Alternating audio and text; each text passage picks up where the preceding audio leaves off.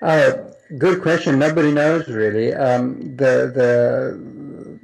The picture is really blurry. The only sure thing is that Berlusconi no longer wants to go to the elections, and the left is fragmented enough not to go to the election either. So the elections are not behind the corner, and people are trying to keep the government alive at least until 2015. Whether that's going to work, nobody knows.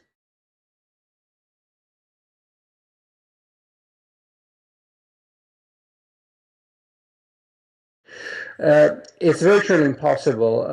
Italy, we don't have a right-wing party. We have a set of vested interest, hardliners, so-called softies, but they all have their own ideas. They have a very weak ideological glue.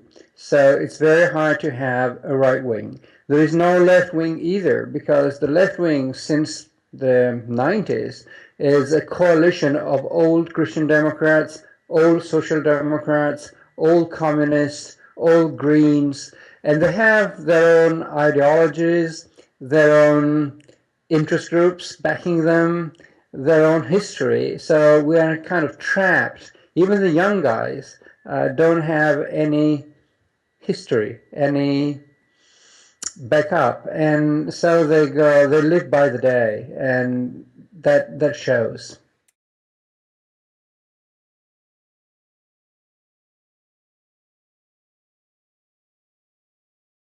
Well, we should really try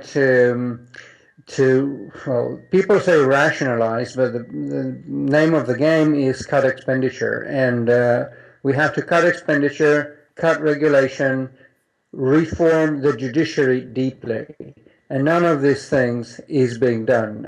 We had the budget law a couple of days ago, and the budget law has no grand design behind it. The only thing they had promised to do was to cut a little bit health expenditure, and they backed off. They cut nothing.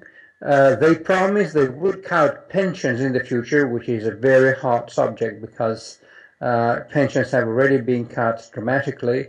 The judiciary is virtually untouchable, and this government is very weak.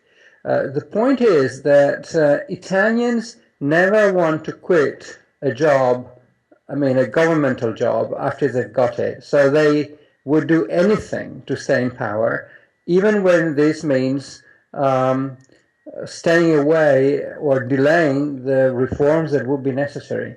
So nothing is changing, just taxation is going up little by little until the whole thing will explode eventually.